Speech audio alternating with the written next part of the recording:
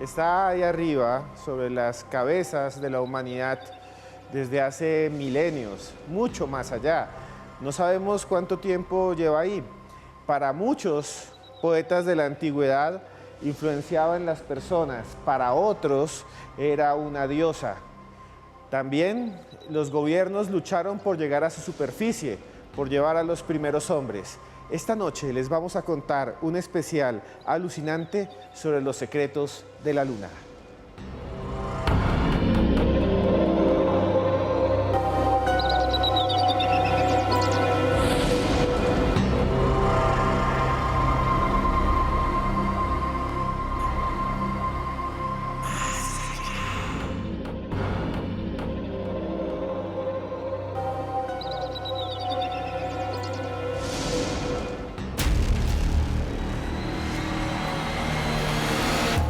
Desde el inicio de los tiempos ha sido contemplada por personas de todas las culturas, quienes han soñado con conquistarla.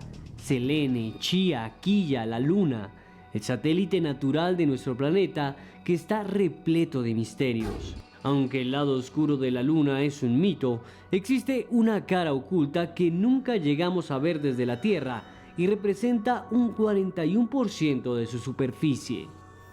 Asimismo, se cree que contiene 1 millón de toneladas de helio 3, un material que podría emplearse como combustible para producir energía por fusión nuclear. Según varios estudios, la energía podría abastecer las necesidades humanas durante siglos. Igualmente, la NASA ha confirmado la existencia de agua en la Luna, que se mantiene congelada en el fondo de algunos cráteres. ¿Qué otros secretos esconde la Luna? ¿Está contaminada con criaturas terrestres? ¿Por qué no hemos vuelto a visitarla? Acompáñenos esta noche a abrir la puerta del misterio en Más Allá.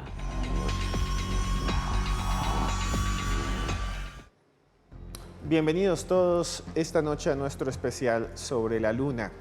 Hay muchos misterios alrededor de la Luna y para entenderlos y para tratar de tener una visión un poco más exacta de ellos, tenemos dos invitados de lujo.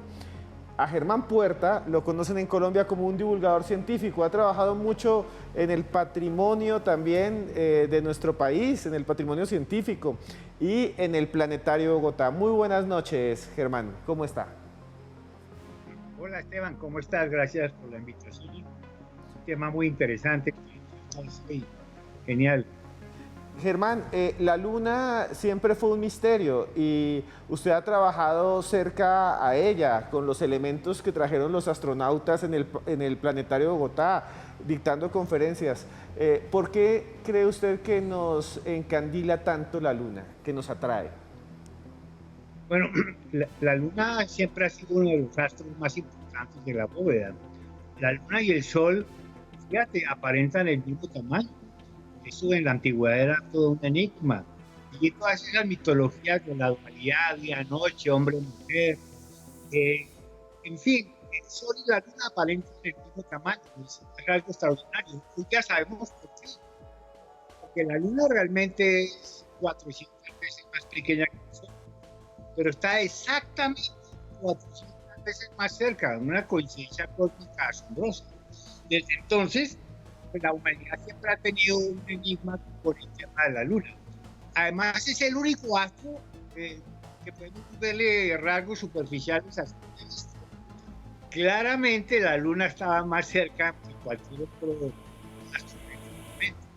Y la idea de volar y viajar al espacio, ese profesor, una muy milenaria idea de poder volar hacia el Luna. Fuente de toda clase de enigmas, misterios, fantasías, tanto en la literatura y simplemente.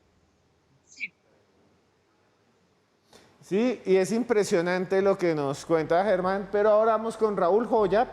Él es profesor universitario, ha estado mucho tiempo vinculado a un observatorio astronómico de una universidad que es la Universidad Sergio Arboleda, que incluso mandó un nanosatélite al espacio. Muy buenas noches, Raúl.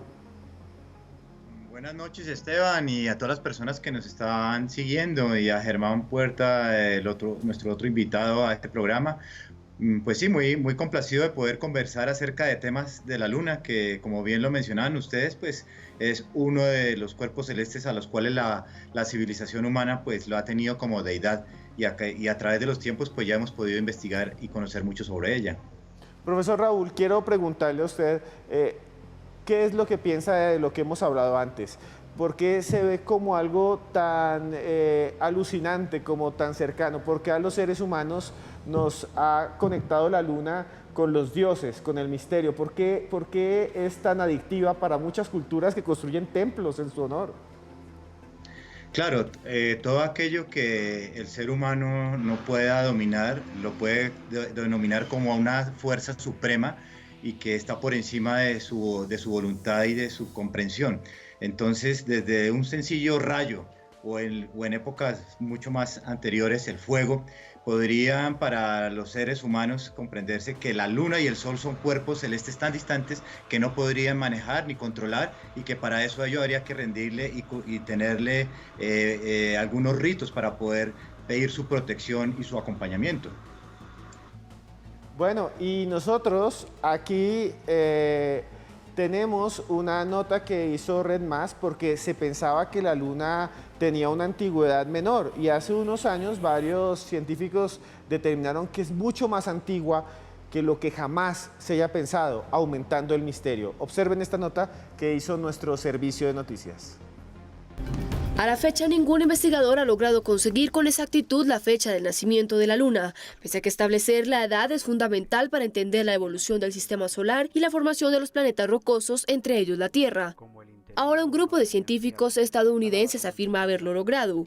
El último estudio publicado en la revista Nature fue realizado por científicos de la Universidad de California y Chicago. En ese se presentan algunos fragmentos recogidos por la misión de la NASA Apolo 14 que pisó la Luna en enero de 1971. Los fragmentos recogidos por la misión Apolo 14 apuntan a que la Luna es más vieja de lo pensado. Los expertos siempre habían asegurado que la Luna se había formado hace 100 o 200 millones de años, después de la formación del sistema solar. Sin embargo, este estudio apuntó a lo contrario. Para determinar la edad del satélite de la Tierra, se llevó a cabo un análisis de los fragmentos del zircón tomados de las muestras de la capa de materiales que recubre la roca.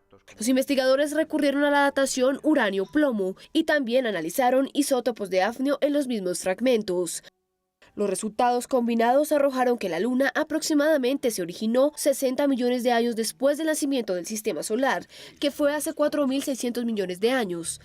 Así entonces, el satélite natural tiene 4,52 millones de años de antigüedad, mucho más de lo que hasta ahora se había considerado, y según los investigadores están seguros que esta cifra es la más acertada. La Luna es más antigua de lo que pensábamos y hay muchas teorías de por qué está allí. Algunos dicen que era un planeta errante, otro que fue formada por una colisión entre la Tierra y otro planeta, otros dicen que simplemente se formó cerca a nuestro mundo.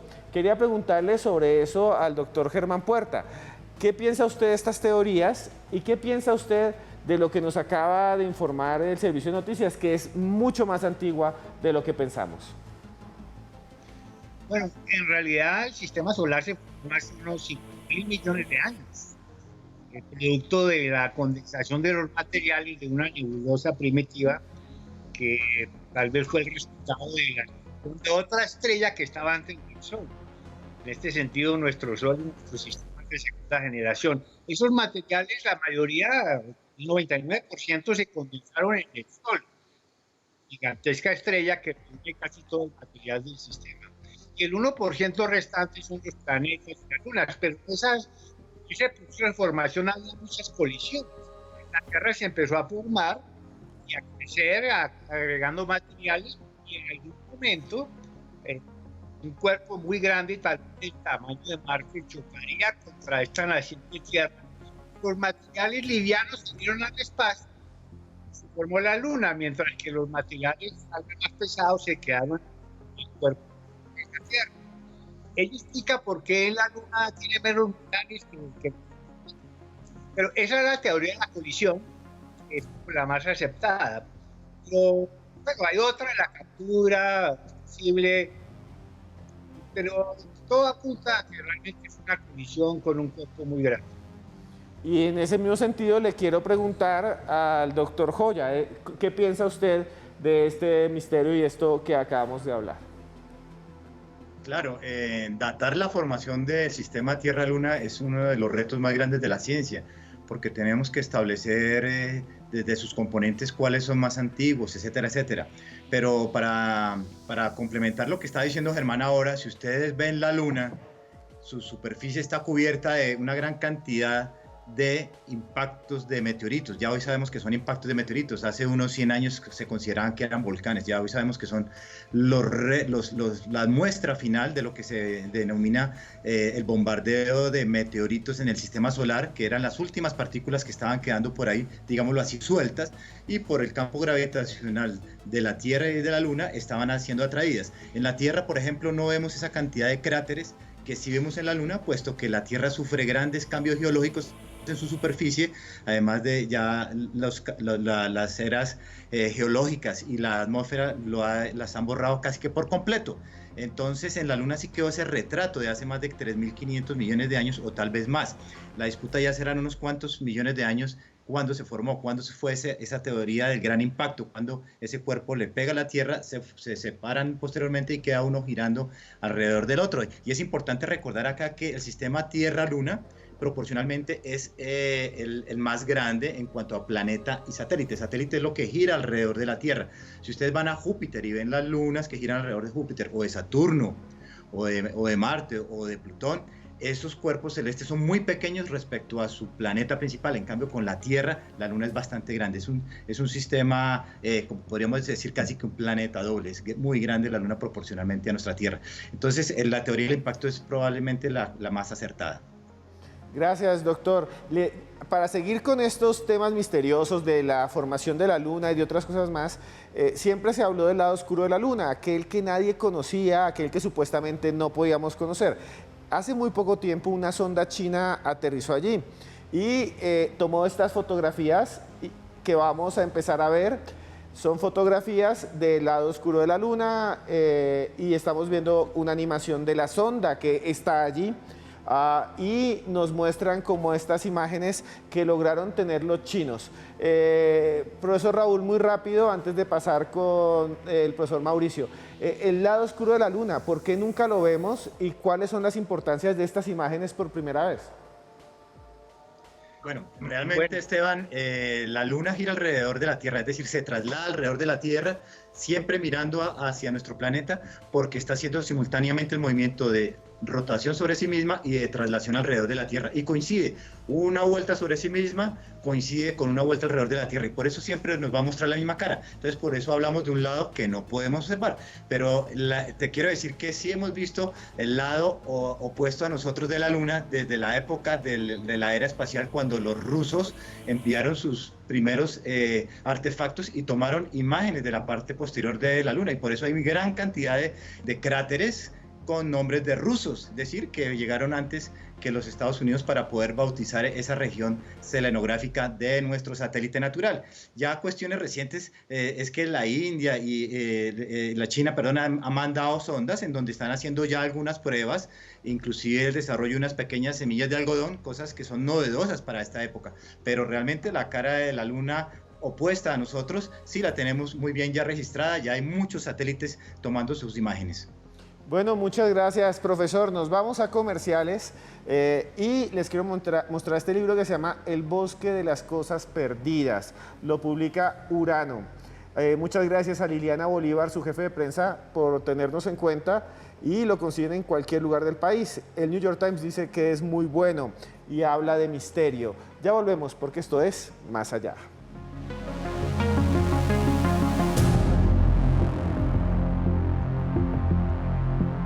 Continuamos en Más Allá en esta noche en la que hablamos de los misterios de la Luna, y para ellos tenemos dos divulgadores científicos que nos acompañan a conocer los detalles de estos extraños sucesos.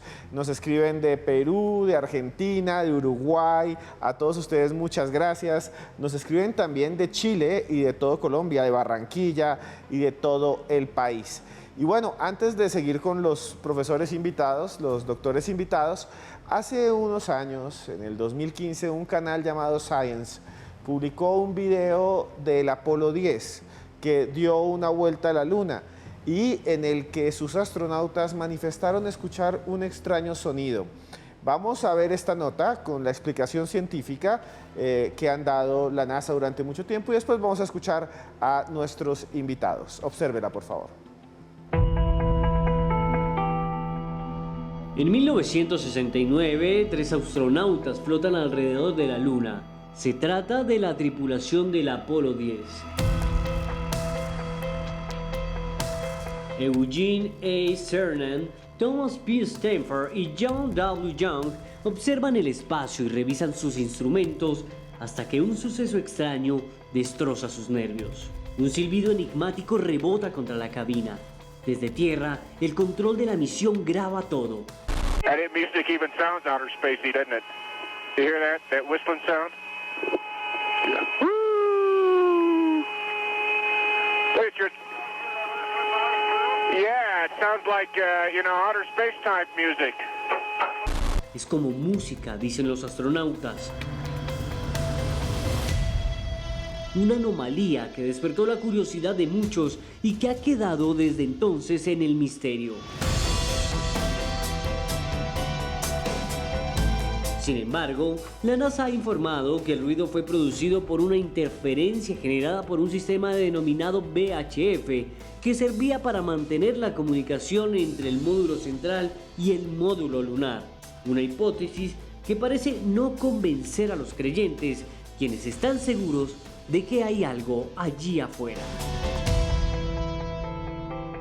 That music even sounds outer spacey, doesn't it? You hear that? That whistling sound? Yeah. Woo! Richard. Yeah, it sounds like, outer space type music. Existen muchas grabaciones, muchos sonidos, muchas ideas conspirativas alrededor de la Luna y de las misiones que fueron allí, de las misiones Apolo y de las misiones también de la Unión Soviética. Le quiero preguntar al profesor Germán Puerta qué piensa de estas versiones y como esta del Apolo 10 que se hizo tan popular en todo el mundo a pesar de las explicaciones que dio efectivamente la NASA. Sí, Esteban, antes quería comentarte algo sobre lo que mencionaste. Realmente no es adecuado o correcto decir el lado oscuro de la Luna. Como explicó Raúl, la Luna simplemente nos da una cara siempre, pero la cara oculta o cara lejana también es iluminada por el Sol. Lo que pasa es que no la vemos. Entonces debe decirse cara lejana o cara oculta, no cara oscura. Ahora, respecto a estos sonidos, bueno, en este tipo de cosas la explicación más sencilla es la más probable. Y en este caso puede ser algún tipo de interferencia electromagnética que produce estos sonidos. La más rebuscada son los trenes intergalácticos de algún visitante extraterrestre, que por supuesto no tiene ninguna evidencia que cosas por el estilo puedan suceder. Así es que esto es lo que pasa con las teorías un poco conspirativas que tiene la Luna, que además tiene muchas, y es que son muy rebuscadas. En cambio, una explicación más simple como interferencias de algún tipo electromagnético podrían ser más adecuadas. Sí, y la Luna nos genera, profesor Joya, ha generado a la humanidad un montón de teorías conspirativas. Este es un pequeño ejemplo. ¿Qué piensa usted, por ejemplo, de todo esto? Bueno, resulta que en esa época las telecomunicaciones eran muy importantes y en ese momento en que la tripulación está en una zona en que no hay interferencia de la Tierra, es decir, que podríamos decir que no podrían captar una señal de música ni una señal de televisión proveniente de nuestro planeta, entonces ahí vino lo que diríamos el misterio, pero realmente ya se sabe que las interferencias causadas por la instrumentación que en ese momento llevaban para asegurar distancias entre la superficie y la Luna y estas naves, porque en la siguiente misión era realmente la que iba a lunizar, entonces tenían que tener mucha certeza. Para ellos fue un ruido que lógicamente los sorprende, pero después ya se puede explicar que fueron las transmisiones que los radios generan y que lo hemos tenido todavía hoy en día, tanto en aviones, señales de televisión, aparecen ruidos que sabemos ya muy bien que son interferencias que muchas veces no comprendemos, pero que si le dedicamos tenemos ya tiempo las podemos aclarar. Ya otro tema es que de pronto le quieran poner algo que parece más allá, pero realmente es del más acá. Sí, quería preguntar también rápidamente algo que a ustedes les va a gustar mucho, que es el tema de lo que hay en la Luna. Y para eso nos contactamos con David Zurdo, que es un investigador español, escritor bastante conocido en España, al que le damos las buenas noches. Y quiero preguntarle a David Zurdo, que está allí en Europa, ¿qué es el helio 3? Para entender lo que es el helio 3, primero hay que hablar de isótopos. El elemento químico más sencillo es el hidrógeno, que está formado por un protón en el núcleo y un electrón.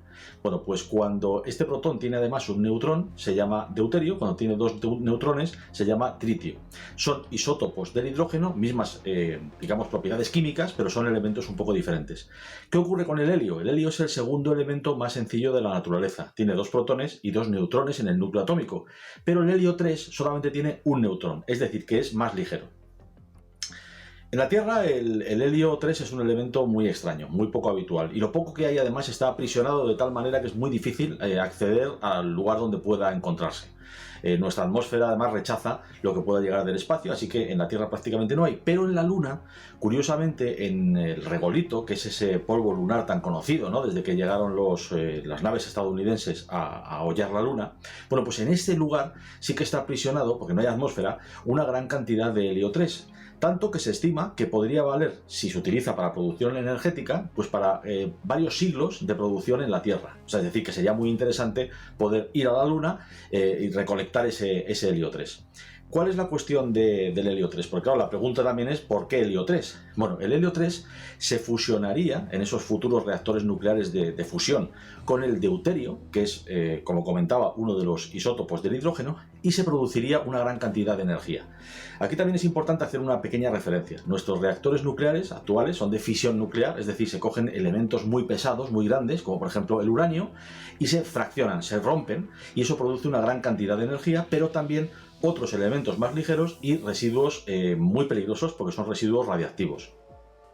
Pero David, si esto es así, ¿cuál sería su verdadera importancia? ¿Cuál es la verdadera importancia del helio 3?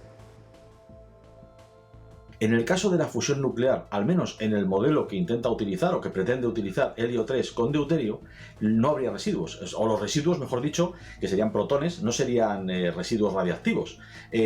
Mejor dicho, se podrían controlar, de tal manera no llegarían nunca a producir ningún tipo de radiación que nos afectase. Pero además es que sería una energía prácticamente inagotable, porque deuterio y helio 3, bueno, helio 3 en la Luna y el deuterio es otro elemento que tiene que ver con es hidrógeno, con lo cual también es fácil de trabajar con él. Ya se utilizó además en otros momentos de un modo no demasiado positivo para intentar refinar uranio y producir bomba atómica. La famosa agua pesada era agua con deuterio. Y bueno, pues esta es la cuestión, ¿no? ¿Se conseguirá algún día de todos modos un reactor de fusión nuclear que sea estable y sobre todo que consuma menos energía de la que produzca? Porque hasta ahora se ha conseguido poner en marcha reactores de fusión nuclear experimental. Por ejemplo, en España, en Madrid, tenemos uno, pero consumen más de lo que producen. Se producen unas temperaturas tremendas, hay que hacer generalmente confinamiento magnético. Al final estamos recreando una estrella. El Sol es un reactor de fusión nuclear natural, pero en laboratorio. Entonces esto evidentemente es complicado y está por ver si se conseguirá. Si esto es así, y esperemos que lo sea, se convertirá en la fuente de energía definitiva. No se necesitará ya ningún tipo de desarrollo más. Incluso, aunque suene un poco a broma, se podrá fabricar gasolina si uno quiere utilizar un antiguo motor V8, pero además lo que contamine se podrá diseñar un sistema, gaste lo que gaste energéticamente, para limpiar de nuevo la contaminación que se produzca. Porque tendremos, si se llega a la fusión nuclear, energía infinita. Muchas gracias a David Zurdo, que nos envía esta información desde España. Doctor Joya, quiero comenzar con usted. ¿Qué piensa? La Luna está llena de un combustible casi brutal que nos podría quitar de encima el problema del petróleo y todo esto. Claro, es que nuestro satélite natural, el helio no solamente, tenemos otros minerales que nos podrían colaborar muchísimo, no los hemos investigado, no los hemos desarrollado. Pero es que la humanidad en este momento está basándose en tratados internacionales del espacio y en principios para, por ejemplo, la explotación de los recursos naturales espaciales. Desde el año 58 más o menos ya se tiene establecido que hay libertad para explotar y para utilizar todos estos recursos naturales. Lo que pasa es que Ya hoy en día, por ejemplo, Estados Unidos o Luxemburgo tienen leyes en donde permiten la explotación, pero hay que ver hasta dónde va y los recursos para realmente los beneficios serán exclusivamente de ellos o será algo como la Antártida la situación de las leyes del mar, porque el espacio es de la humanidad. Entonces, es una gran posibilidad, tanto económica como para bienestar para toda la sociedad, pero hay que estudiar la parte legal. Eso es lo que yo veo como más complicado y más difícil en todo este proceso de ir a sacar recursos naturales de la Luna. Doctor Puerta, ¿qué piensa usted de este asunto? ¿Podemos en un futuro próximo traer de la Luna estos minerales y convertir esto en una potencia energética y cambiar nuestra civilización? Bueno, tienes que definirme futuro próximo, porque en realidad sí, la Luna puede tener helio y otros minerales y otras cosas interesantes, pero no hay cómo traerlas a la Tierra. No vemos. Ahí estuve consultando para esta entrevista algunas páginas y lo más remoto es diseñar un sistema eficiente para llevar esa energía de la Luna a la Tierra. Y eso no parece que sea posible en el corto plazo. Sí, en cambio, nos va a servir para las bases lunares, las que vamos a establecer a fines de esta década, muy posiblemente cerca del Polo Sur, donde sabemos que hay grandes depósitos de hielo de agua en los cráteres en su interior, y el helio 3 y otros elementos pueden ser sin duda muy útiles para generación de energía, pero ya en las bases que establezcamos en la Luna, porque no hay duda, vamos a vivir en la Luna. Muchas gracias, doctor Puerta. A ustedes los dejo con esta imagen que es la portada de este libro de John Grisham, que se llama Los Guardianes. Miren que este libro, el Washington Post, Ken Follett y un montón de gente dicen que es brutal y nos lo envía John Cáceres. Léanselo, busquen, leer es cultura. Gracias, John, y lean a John Grisham. Ya volvemos porque esto es Más Allá.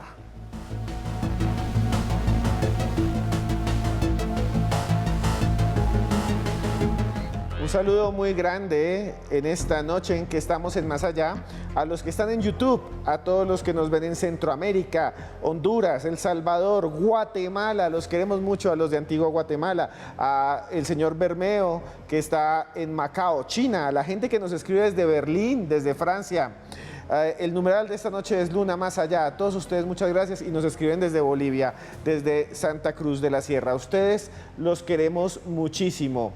Y bueno, les quiero contar que ahora, en este momento, vamos a conectarnos con el profesor José Luis Hermida, que está en España, en Sevilla. Muy buenas noches, profesor Hermida. ¿Y qué nos cuenta de la Luna? Hola, amigos.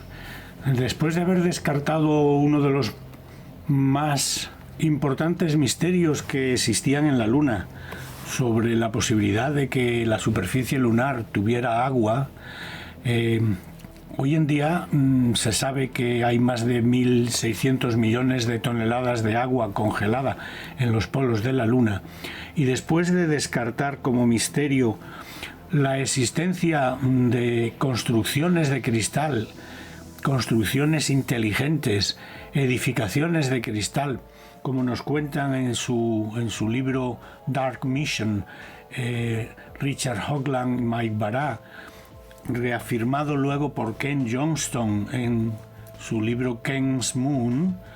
El único misterio importante, básico, que nos queda sobre la Luna es la posibilidad de que la Luna esté hueca, que sea un satélite artificial.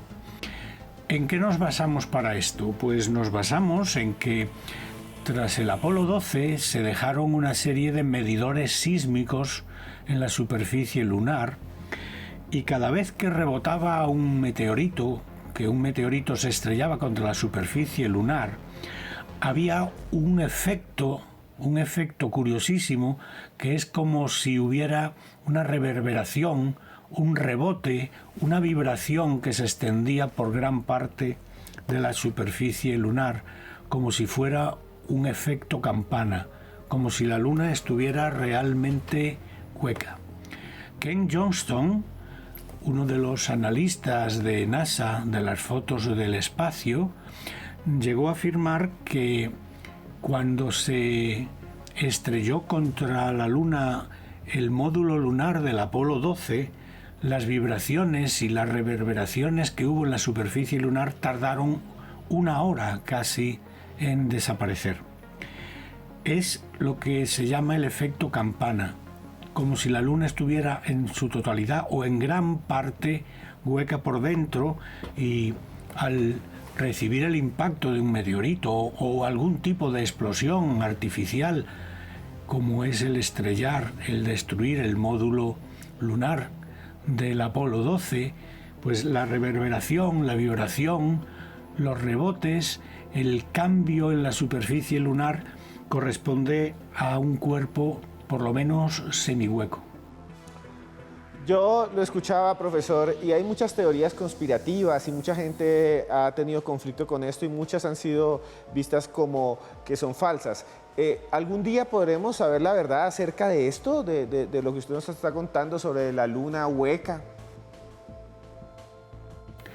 Si a eso se añade la teoría de que hay personas que creen haber descubierto en el interior de la Luna, por la diferenciación de masa, por el espectrógrafo, por ciertas técnicas de medición, que la Luna está como protegida en su interior por unas bandas muy anchas, como si fueran unas bandas metálicas muy fuertes que protegen un cuerpo hueco, pues la fantasía se dispara.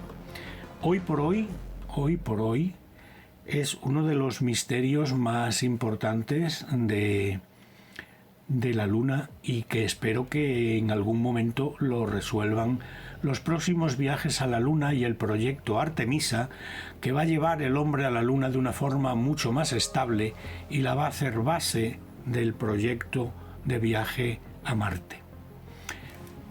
En fin, eso es mi opinión, quizá un poco fantástica, pero también era fantasía pensar que en la Luna había agua, y ya no solo se sabe que la hay en la Luna y en Marte y en Encelado y en muchos otros satélites y planetas, sino es algo que se va a convertir dentro de muy poco, probablemente, en ciencia realidad. Saludos a todos.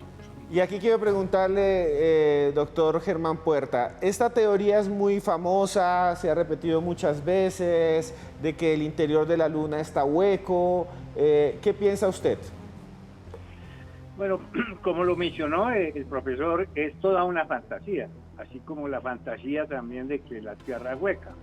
Mira, esas son fantasías que no tienen ninguna posibilidad, porque son geológica y físicamente imposibles que un cuerpo hueco tenga esa característica. Al contrario, conocemos muy bien que la Luna debe tener un interior metálico o posiblemente todavía algo de un núcleo caliente, porque pues nuestros estudios con la sismología que se llevó inclusive desde la primera misión, desde el Apolo 11, nos indican que la Luna pues es una estructura absolutamente densa, no tiene ese vacío del cual se habla. Eso es geológica y físicamente imposible en un cuerpo de ese tamaño. O sea que, como lo mencionaron, sí, es toda una fantasía. Doctor Joya, ¿qué piensa igual de esta teoría que dice que tal vez la Luna por dentro esté hueca? Pues partiendo del hecho de que la ciencia ha trabajado con leyes físicas, por ejemplo las de Newton, y hablando de la atracción gravitacional entre los cuerpos, si esta Luna fuera hueca tendríamos entonces una cantidad de cosas que trabajar para poder, y ya lo hubiéramos comprobado que fuera realmente hueca. Pueden existir cavernas, pueden existir túneles, pero que realmente sea hueca no está dando la respuesta física a lo que observamos y a lo que medimos. Es un sistema de planeta y satélite en donde su centro de masas está prácticamente muy cerca al borde de la Tierra, y alrededor de eso se están haciendo todas las mediciones y registros.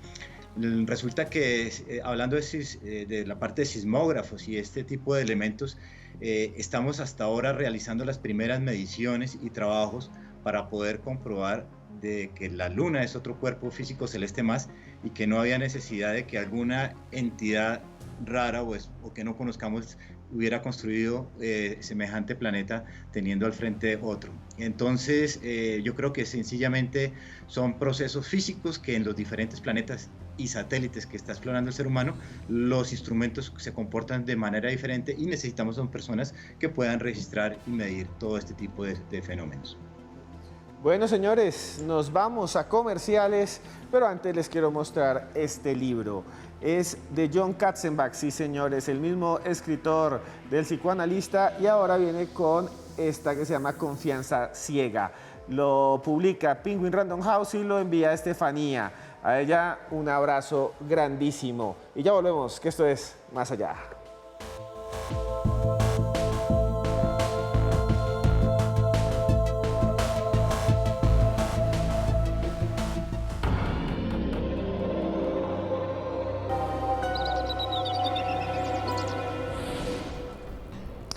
Y seguimos en Más Allá, en esta sección que se llama Más Allá Plus y en la sección de Joana Arenas. Muy buenas noches, Joana. Buenas noches, Esteban. Hace algunas semanas la compañía Icon, especialista en tecnologías de construcciones avanzadas, anunció que tenía un contrato con el gobierno de los Estados Unidos que tiene fondos de la NASA para investigar y desarrollar proyectos de infraestructura en la Luna. A través del proyecto Artemis, la NASA pretende hacer todos sus esfuerzos para que la Luna sea el primer sitio fuera de la Tierra en tener superficies sostenibles. El primer paso de esta organización es crear a través de tecnología e impresión 3D una superficie del suelo exactamente igual al de la Luna y así poder probar algunos prototipos a ver cómo les va y qué es lo que deben hacer para que estas superficies funcionen allí. El segundo paso será desarrollar, por supuesto, estas infraestructuras que serán trasladadas de alguna manera hasta la Luna. La idea de este hábitat empieza más o menos en el 2009, cuando se confirma la presencia de depósitos de agua en el polo norte y en el polo sur de la Luna. Entonces, lo que pasa con la presencia de agua en estos lugares es que no solo permite que ya una presencia humana una presencia humana permanente sea posible, ya que con el agua allí ya podríamos nosotros sobrevivir sin tener que llevar el agua desde aquí, desde la Tierra, sino que un depósito de agua lo que podría hacer es que el agua se puede dividir en sus componentes básicos y con eso sería crear lo que sería ya el combustible para otros cohetes que nos pueden llevar mucho más afuera del universo. Crear un diseño que de verdad se aprovecha de los materiales que existen en la Luna para construir con ellos lo que sería el hábitat. Este es un proyecto muy ambicioso que requiere de tiempo, pero también de muchísimo presupuesto y falta ver si funciona o no. Esteban, no sé si nuestros invitados quisieran opinar. ¿Ellos qué creen? ¿Será que sí funcionan estas megaestructuras en la Luna? ¿Cuánto tiempo puede tardar esto en hacerse realidad? Y ustedes a través de nuestro numeral pues también opinen. ¿Qué piensan de esto? Nosotros nos vemos en 8 días con otro Más Allá Plus. Y eso le quiero preguntar ya mismo a nuestros invitados. Y empezamos con el doctor Joya. Hasta hace unos años era impensable esto porque no se sabía si había agua o no, pero ya sabemos que hay agua en la Luna. Congelada, sí, pero hay agua. Y dicen que se van a poder construir, como dijo Joana Arenas en su nota, megaestructuras en la Luna. ¿Usted cree que eso va a suceder y que es probable que suceda? Claro, ya existen varios prototipos y desde hace muchos años diferentes arquitectos e ingenieros tienen maquetas de las posibles hábitats para los humanos. Por ejemplo, recuerdo el del colombiano Oscar Arenales, por lo menos hace 30 años su tesis de grado fue una gran esfera en donde se podía llevar la vida de los humanos con el apoyo del agua, lógicamente que se requería, porque acuérdense ustedes que lo más complicado es llevar este precioso líquido, es muy pesado y se requiere además más dinero.